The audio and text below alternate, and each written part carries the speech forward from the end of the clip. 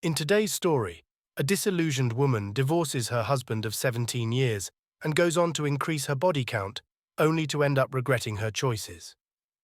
My name is Larry, and I'm 51 years old. My ex-wife, Susan, is 47. We have two sons. One is 18 and the other is 19. I work at a consulting firm where we help with financial investments. I make good money, but I have to work hard for it. Let me tell you about my ex-wife. She was beautiful and a wonderful wife for 17 years. She took care of our kids, planned our holidays, and was the star of family gatherings. I've always tried to be a good provider for my family because, as a husband, I believe that's my responsibility. I spent many hours in the office and traveled thousands of miles to make sure my family has the best and can enjoy a great life. Susan took good care of her appearance.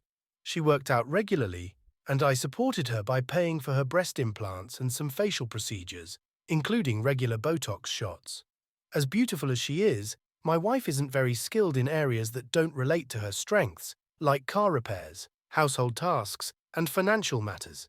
She excelled in finding the best dresses and where to get them, which made her happy. There were occasions when she became frustrated and irritable if things didn't go her way. But one thing is certain: she loves her kids deeply. After our 16th wedding anniversary, things didn't go very smoothly.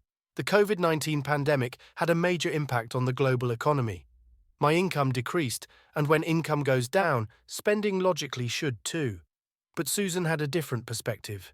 She was unhappy because she couldn't go shopping for new clothes or meet her friends during the pandemic.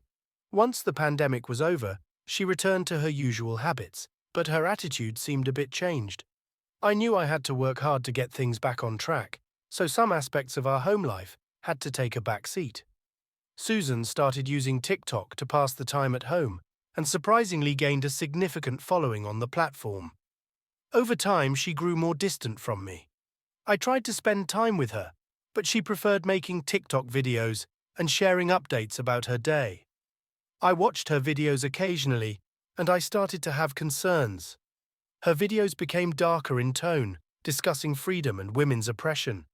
In one video, she praised an influencer for her ability to collect wedding rings and keep a famous athlete on his toes, which raised more worries for me. I had a conversation with Susan that I'll never forget. She asked for a divorce, and I was shocked. It felt like all those years of love and togetherness were falling apart.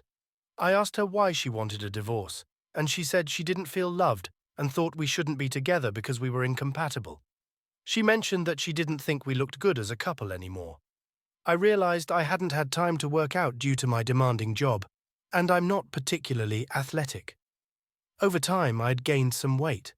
I never saw my wife as a trophy to be paraded, and I never imagined I'd be discarded just because I didn't look good next to her.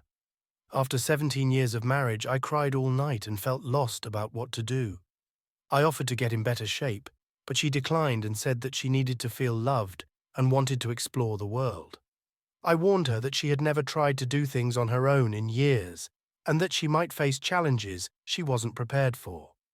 I told her that she should reconsider and understand that at the age of 47, the world outside the security of her home could be tough. Susan didn't change her decision. I called my sons and told them about their mother's decision. They were also shocked and expressed their concerns for her well-being. We were worried because there have been several incidents where Susan tried to do things on her own. For example, she once filled the car with vegetable oil instead of engine oil, which cost me thousands of dollars to get fixed. So you can see why we're so concerned about her. I tried my best to change Susan's mind, but she had set her heart on the path to freedom and love. The thought of checking if she was cheating on me did cross my mind, but I chose not to investigate further because I knew it would only increase my pain. I sat down with my lawyer and asked them to prepare the divorce papers. Susan and I never had a joint account, so most of my money was in a trust for my son's education and potential business ventures. I didn't have a substantial amount of money in my personal account. I paid Susan a significant sum by selling our home, and she was fine with it. I've reached a point where I've decided not to waste any more time with regrets. I've come to understand that my intense desire to make Susan happy may have played a role in her decision to leave, and I'm ready to focus on the next chapter of my life. Susan and I got divorced the day we met at the court. I asked her one last time if she understood the consequences of her actions. She replied that she was there for her freedom and would soon be soaring high in the sky. After our divorce, Susan moved to a new apartment that she leased while I continued with my life and eventually bought a small apartment. A few days later, one of my colleagues, Maria, asked me out for dinner and I agreed. Over the next few weeks, we started dating. Maria was an intelligent and good-looking woman. Meanwhile, Susan continued with her video content. One day, I stumbled upon a video where Susan was explaining why she got divorced. She mentioned that she didn't feel loved, and after 17 years of marriage, wanted to explore and find love.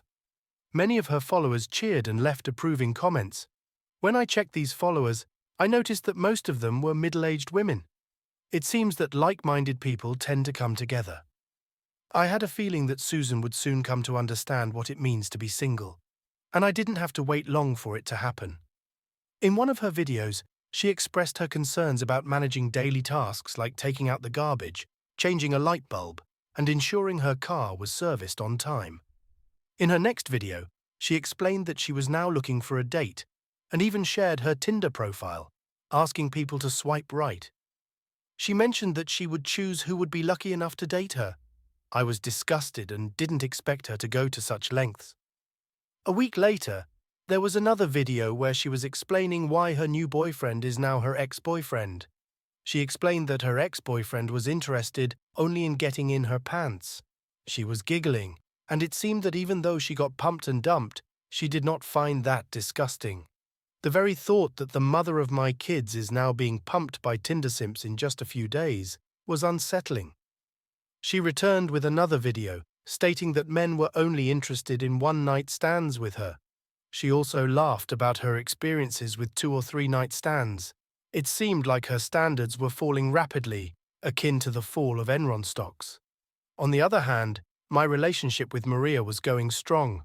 We planned a trip for Memorial Day with my 2 sons and went out as a family.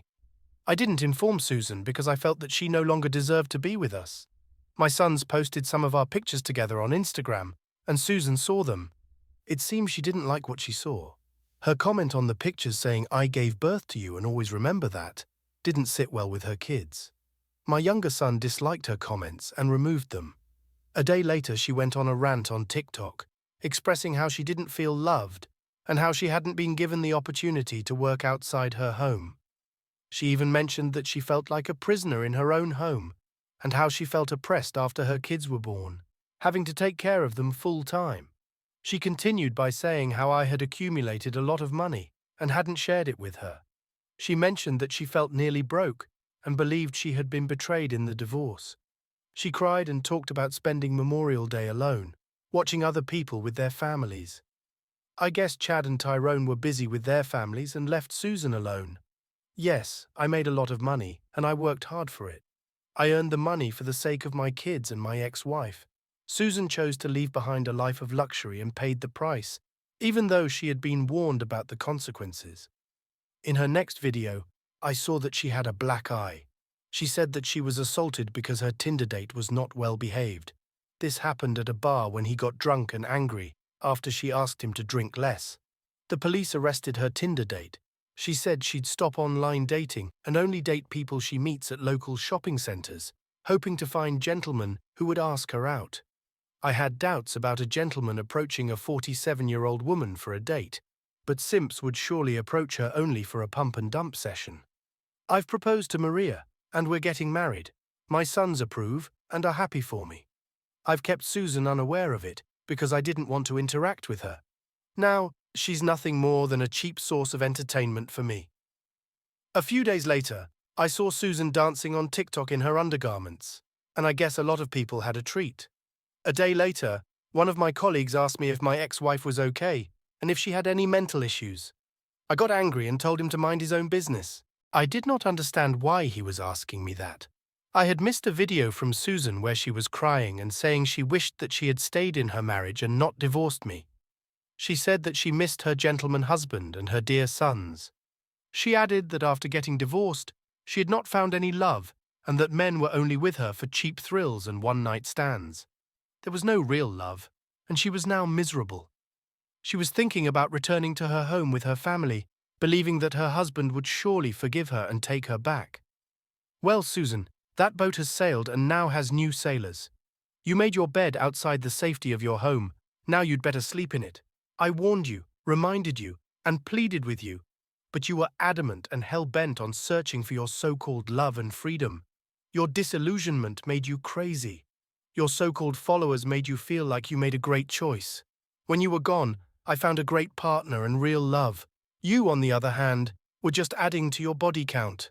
All the best, and I hope you don't even dream of coming back to me. I'm an investment expert, not a junkyard dog. I got married in a private ceremony with only my sons and some very close family members and friends. Somehow, Susan got to know about my marriage and barged into the middle of the ceremony. It was almost mayhem. She started screaming and was about to destroy the wedding cake. She was stopped by my sons, and security escorted her out of the venue. She waited outside, and when I came out, she started hurling abuses, claiming I deceived her and abandoned her. She blamed me for her misery and broke down crying. She got up again and was about to throw a stone at Maria when my younger son caught her hand and stopped her. My elder son called the cops, and she was arrested. I almost burst out laughing when I overheard someone talking about Susan's actions at my wedding and described her as a level 47 Karen. We later got a restraining order against her, and I hope that will keep her away from us. It has been 6 months, and I'm on vacation with Maria in Paris. Life is good. Oh yes, I still see Kathy on TikTok, and I still enjoy her crazy rants.